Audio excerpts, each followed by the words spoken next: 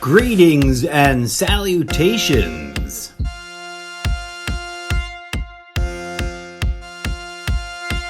Hello and namaste, audience fam, and welcome to a special quirky episode of the Almost Daily Zencast.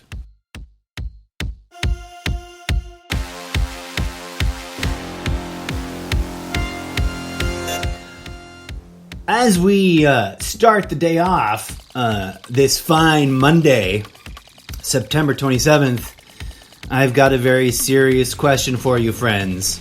But first, a bit of robot dance music, brought to you live to tape by your favorite animatronic DJ, DJ Z.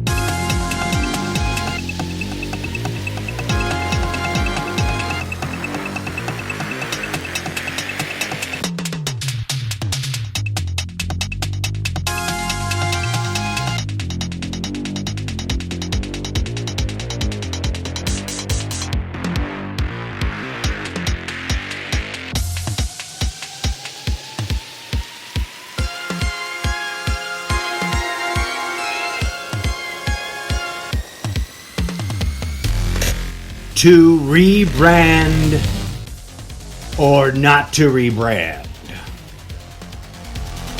That, my friends, is the question of today's episode. Episode 464 of the Almost Daily Zencast.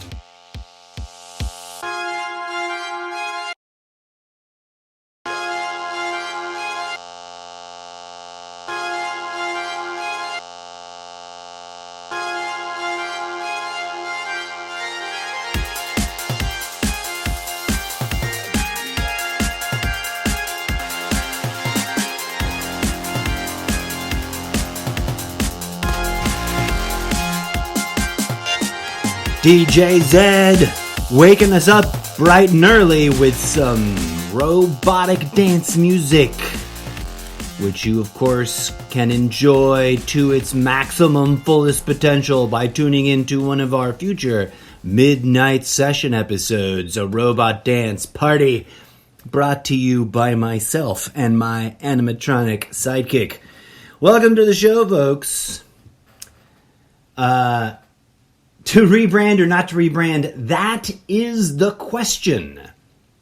And if I may very badly bite and paraphrase from the infamous bard Shakespeare, whether 'tis nobler in the public eye to suffer the misconceptions of sticking with the OG branding, or to take action in rebranding against a sea of brands, and by changing, catch more audience attention.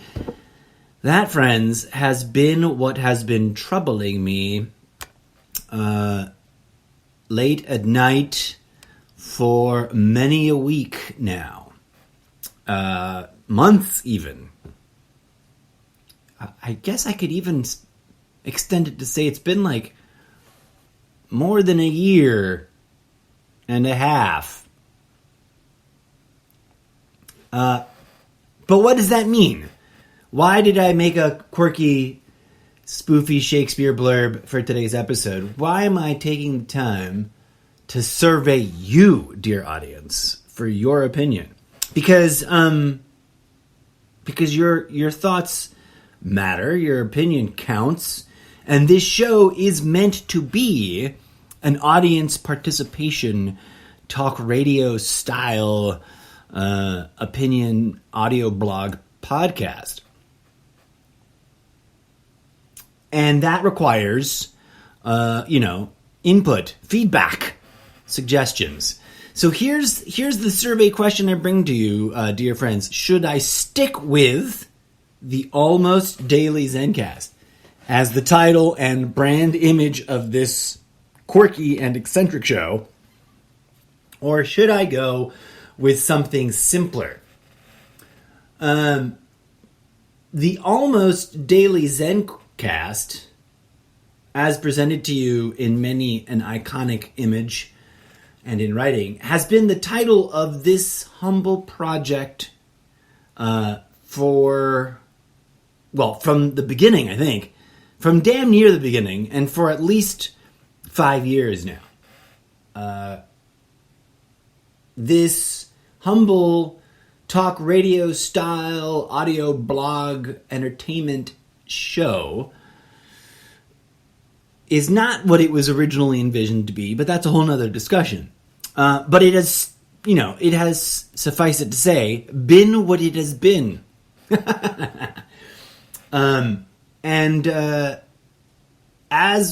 As we round the corner and start approaching the 6-year anniversary, not quite there yet, but it approaches, I have been pondering possible, potential, interesting, hopefully novel ways to shake things up a bit for the purposes of theoretically expanding the overall appeal of the show in order to engage new listeners, to grow that audience community. And so, friends, I come to you with a special, hopefully very brief episode asking you for your feedback.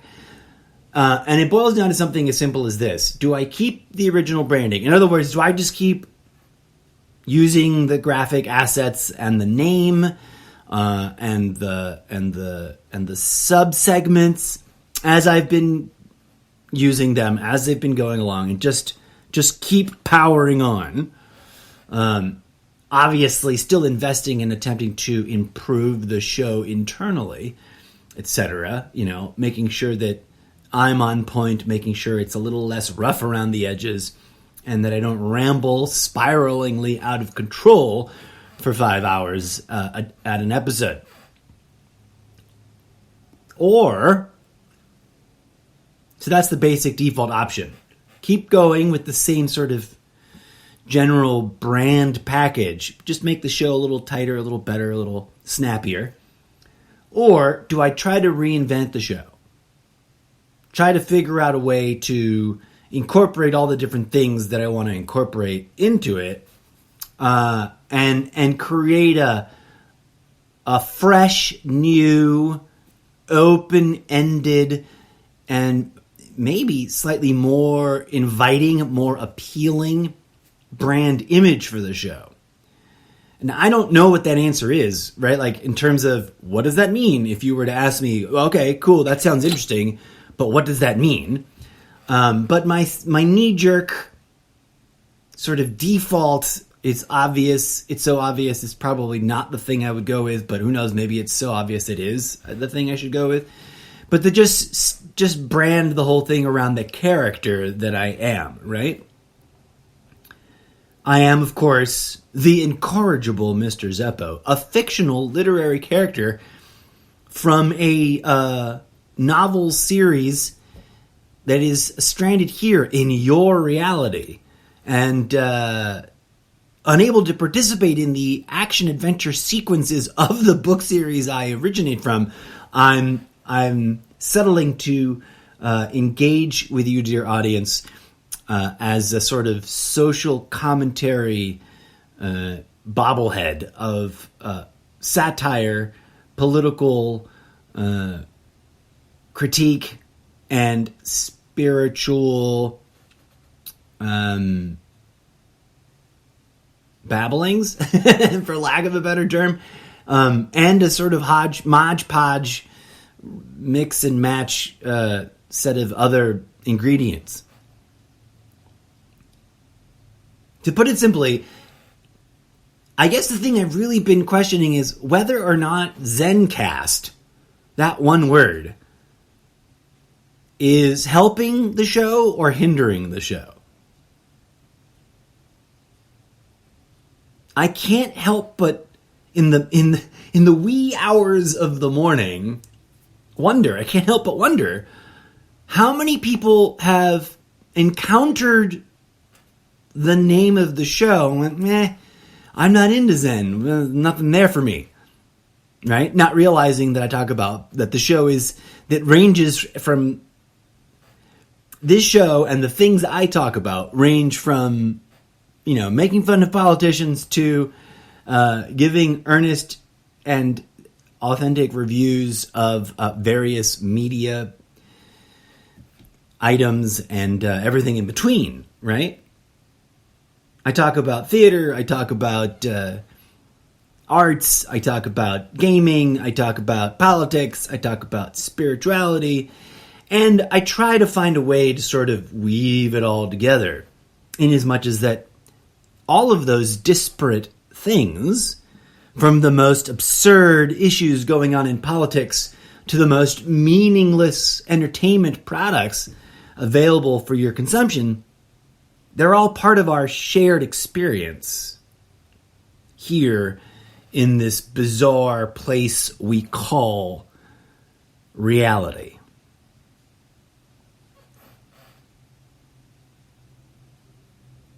I kind of take the word Zen for granted because I have a long history of fascination with the official formal traditions of Zen and Buddhism, as well as a general sort of lampoonish, satirical attitude of, everything is art and art makes fun of everything. Sort of playful use of the word in a way that's separate from addressing the nitty-gritty details of any particular Zen or Buddhist tradition. Because if there was one massive, legitimate critique of this show as it is presented and marketed, not that I spend any money on marketing, as the brand is presented to the world and the content itself, there's a bit of a gap. I don't talk about this school of Zen or that school of Zen. I don't dive deep into the details of Buddhist literature or dogma. And to many, that in and of itself might be disappointing, right? I can imagine some people might be initially attracted to the title of the show, Almost Daily Zencast, thinking I'm going to be dropping these Buddhist pearls of wisdom from deep within the very difficult to decipher traditional literature as a sort of shorthand. And that's exclusively not what this show was ever intended to be. There's a reason why I chose this title, Almost Daily, because I knew I wasn't going to ever do it every single day of every single week, every single month, right? And so I was being self-critical and using a bit of what's that? Self-deprecating humor. That's the term I was looking for. But I also called it Zencast for a functional reason. I approach this show from a metaphysical, spiritual standpoint. Although I don't read from Buddhist texts or from Zen texts a lot, if hardly at all. In fact, you'd have to dig deep into the unauthorized and explicit readings segments of the show, which many people aren't even aware of, I don't think, based on the numbers and their downloads. But if you scroll down through the list of existing episodes, you'll notice that some are labeled unauthorized and explicit readings. Go check those episodes out. Any of you who are like hungry for Zen-specific content, for Buddhist-specific content, go drop into those for a hot second. But I digress. The choice of terminology was because my approach was specifically conceived in the idea that as a practitioner of my own experimental, private, off-label Buddhist, Zen, Christian mysticism / generic spirituality, I would approach this podcast as a metaphysical practice, not just a literal talk show, but a practice in which I would bring to the playing out of it. I would bring my own internal set of rituals and or energetic exercises, right? What does that mean? When I did an episode called "What is a Zencast?" or what is it? Something about like, what was it called? I don't have it in front of me. I think it was. I have an episode somewhere in the show called "What is Zen and How Does One Cast It?" I think, or something like that. Something playing with the title of the show, where I very awkwardly and clumsily, and probably in that episode, as many of my episodes are, in deep needing of like post editing, because this is all mostly raw, unscripted, live recorded to tape. In other words, I don't spend, except for where indicated, I don't spend a lot of time in post-production editing the shit out of my show. So there's flaws and warts and bumps. It's all there. As you may have gathered already. But I digress.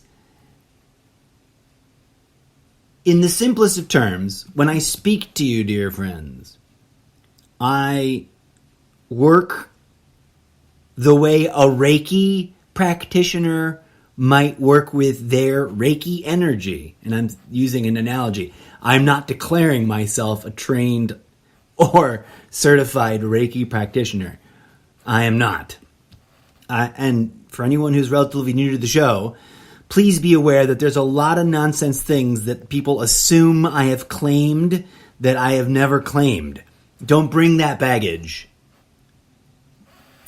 So if you come at this show thinking I'm some sort of guru, some sort of Zen master, hold your horses. I'm just an out-of-work theater artist and technician trying to turn things around by hosting a podcast that is experimental in nature. And that is indeed attempting to address a wide-ranging set of themes and try to help bring some sort of convergence towards a holistic concept, towards a holistic message, right? But I digress. I have long wondered if my choice was too specific, a bit of an obstacle to those who are predisposed to not be interested in Zen-related subjects, and whether or not the title of the show and the associated imagery in some of the graphics and whatnot isn't counterintuitively alienating potential audience.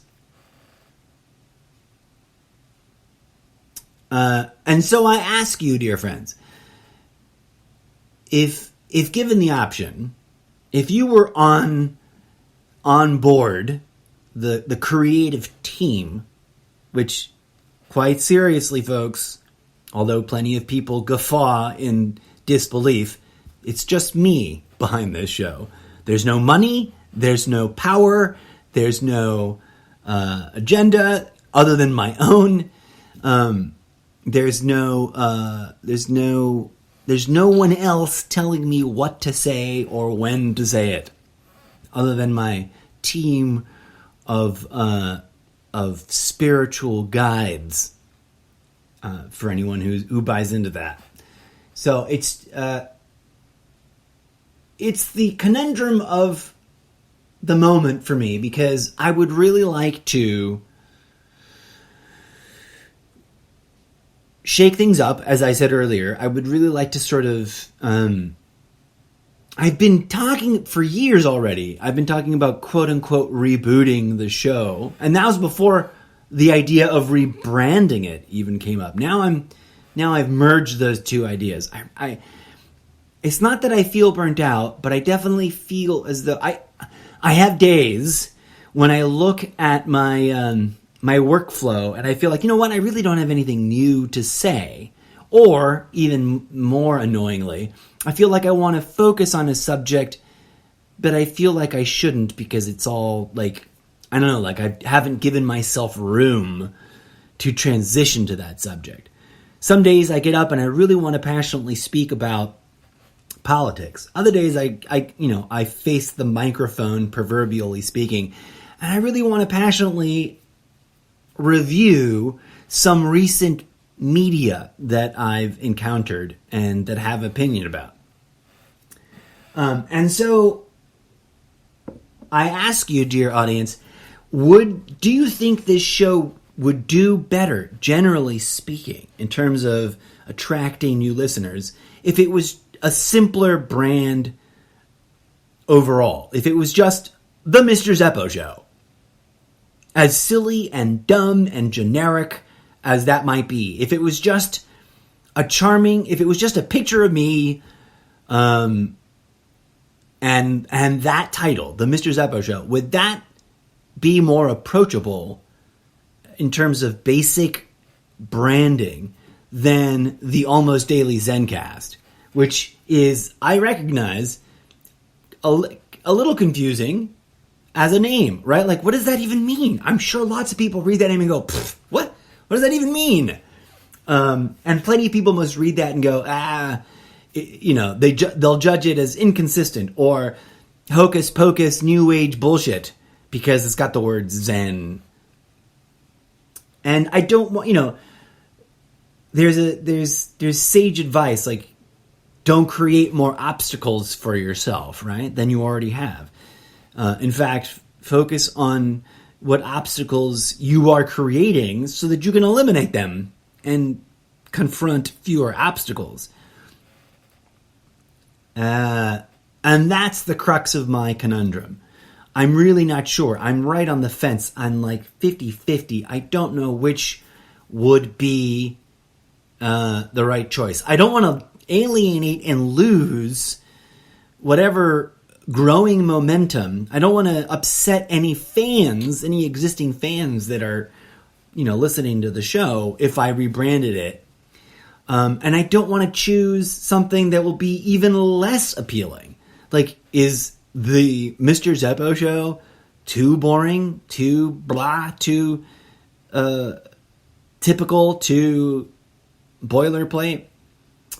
And if I use my full name, the incorrigible Mr. Zeppo Show, is that too pretentious? Is that bordering on, like, wait, what does that even mean? Kind of confusing, because a lot of people don't know what incorrigible represents, why that's part of my name. But that's neither here nor there. I ask you, friends, and I leave you with this bit of music to contemplate it for a hot second.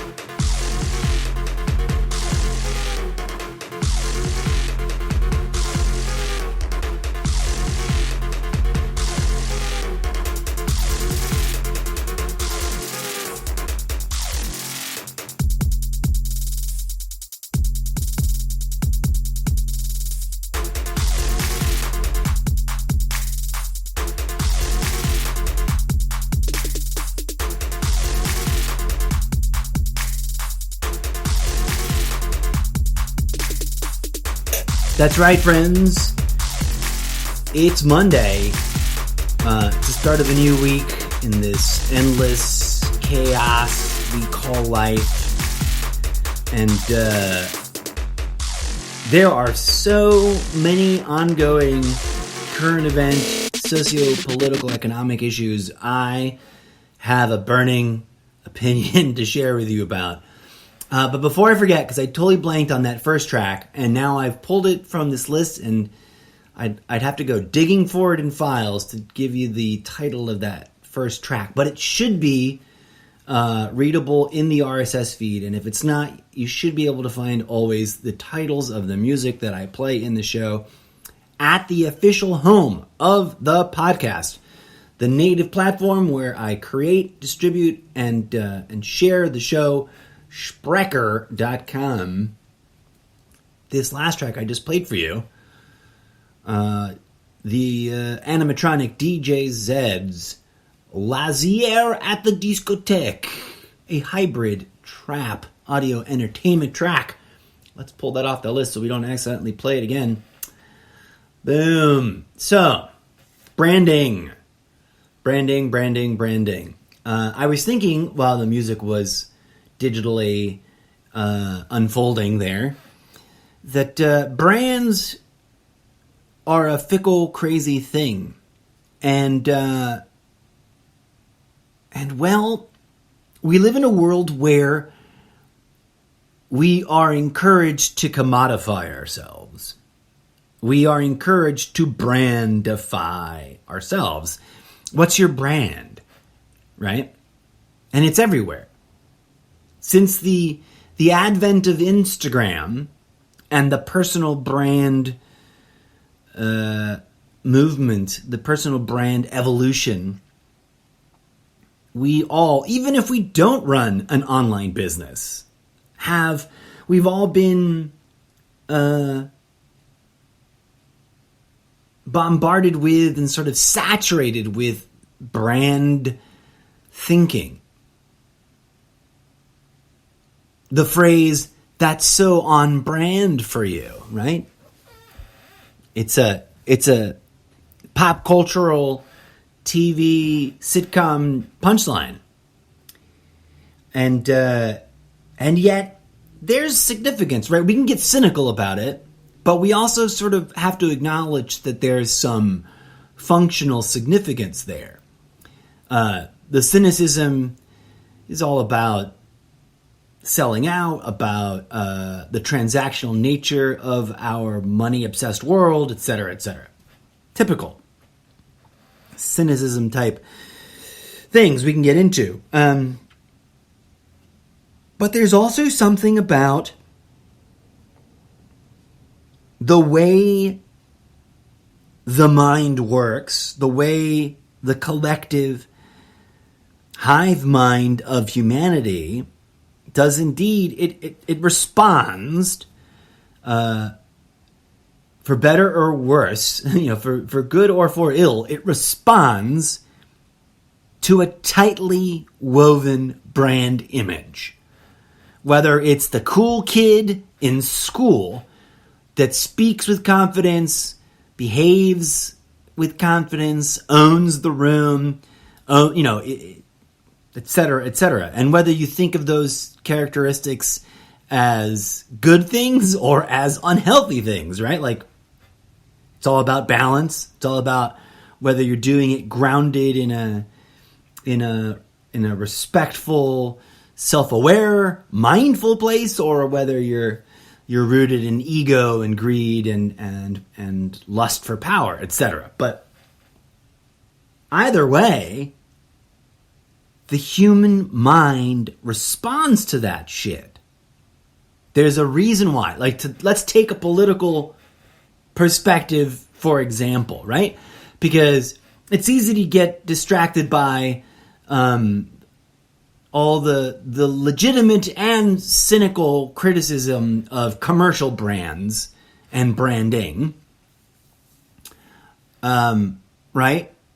And there are brands that are perceived as heroes, that are perceived as pillars of society, and there are brands that are perceived as toxic entities in our culture. And there's a debate going on in the world whether we should support brands or call upon them to be power brokers, right? The way, so, for example, sports teams making a political stance and boycotting stadiums, etc. Whatever. I'm pulling generic examples, and I thought I was going to go to politics. There's a reason why individual politicians, regardless of their flaws and shortcomings, are appealing to people, right? Even some of the more obscure politicians have their political base, and that's all about personal branding. I'm not going to get specific. I'm not going to call out any individual politician because that's not what this episode's about. But I mean, think about your favorite politician and think about the politicians you don't like. How much of that has to do with brand cynicism and brand synchronicity? Those aren't the right words. I was trying to go for some clever alliteration and it kind of flopped there. But I hope I conveyed enough of the message there. Like, if you really stop and think about it, most people say they support a given politician or a set of politicians or a party because of values, because of issues. But when you really dig deeper by asking probative questions, you find that often those statements are really misleading, right? Because the fan base of a given politician will often be quite comically unaware of what their politician actually stands for in terms of the way in which they've actually expressed their values vis-a-vis their actions in office or their actions in public. So what is it really? Branding. I think, right? The shiny exterior and tragically sort of surface shallow first impact image is what most people are drawn to, like moths to a flame. And then, depending on whether they're passive fans or really engaged and active supporters, the average political consumer, because no matter how you slice it, politics is a consumerist-based business market. It's a product that people buy, and they buy it vis-a-vis their political donations, right?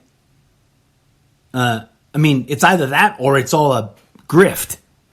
I guess I'm being kind and calling it a product as opposed to a grift. But either way, the reason people fork over their money is because they got hooked. They bought into and identified with branding. The real key to branding is that it somehow invokes a sense of community. When people really love a sports team, they talk about that sports team as if they themselves were on it. As if we are going to take nationals. We are going to win the game. We are going to beat the rivals. It's us. We belong together. Doesn't matter which team, right? Winning team, losing team, something about that team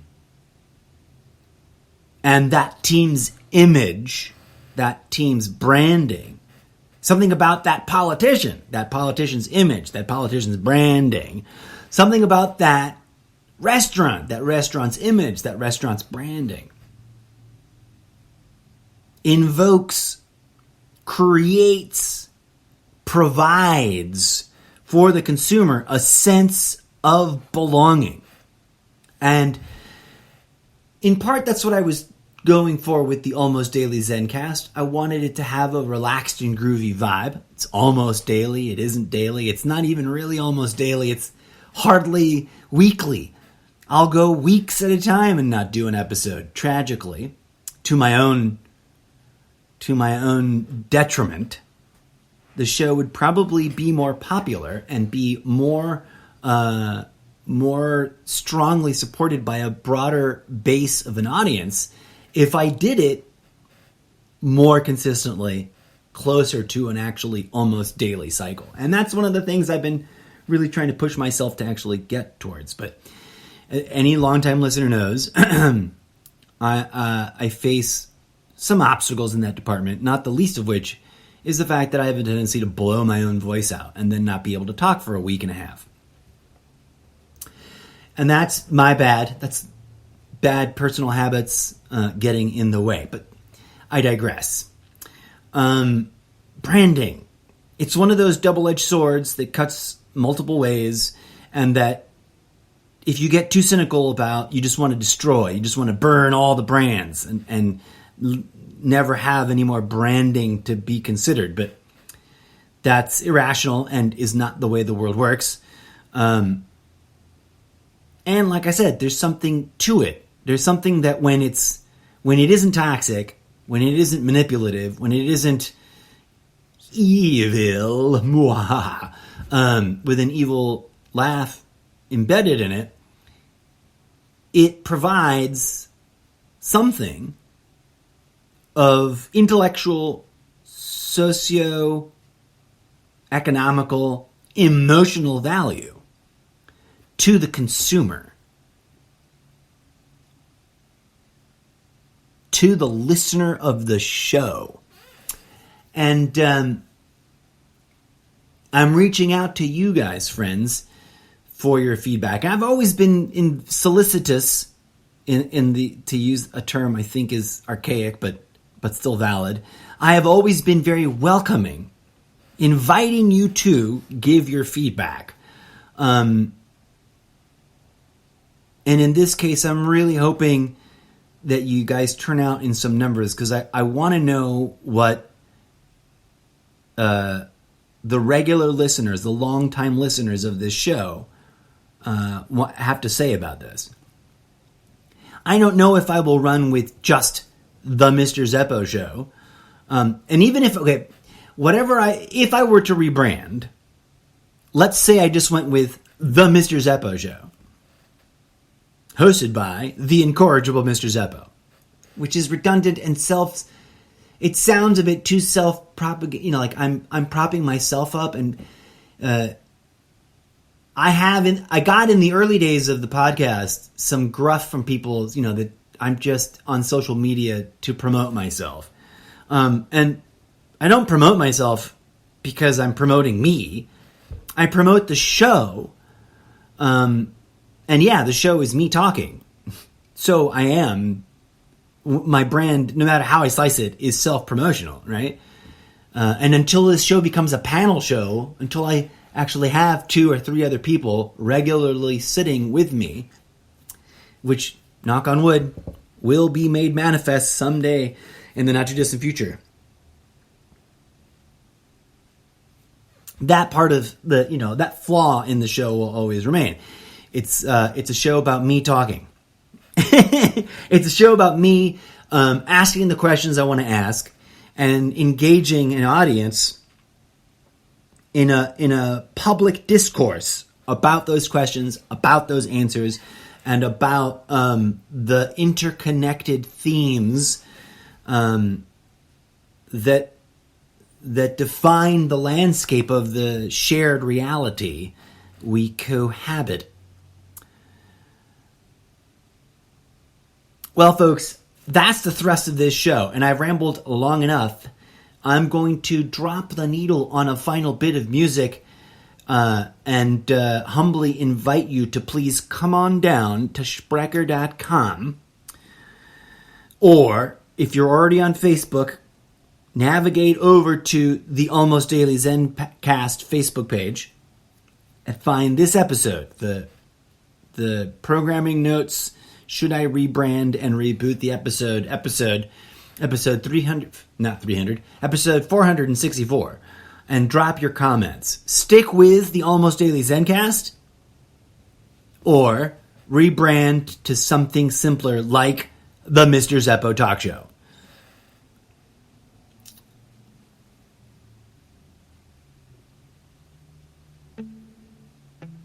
Until next time, folks, may peace, loving grooviness be with you. Here is a last bit of electronic entertainment music brought to you by DJ Zed, your favorite animatronic music producer. Dreamscapes, Undulating Till Dawn, a Dreamwave 101 live to tape jam session.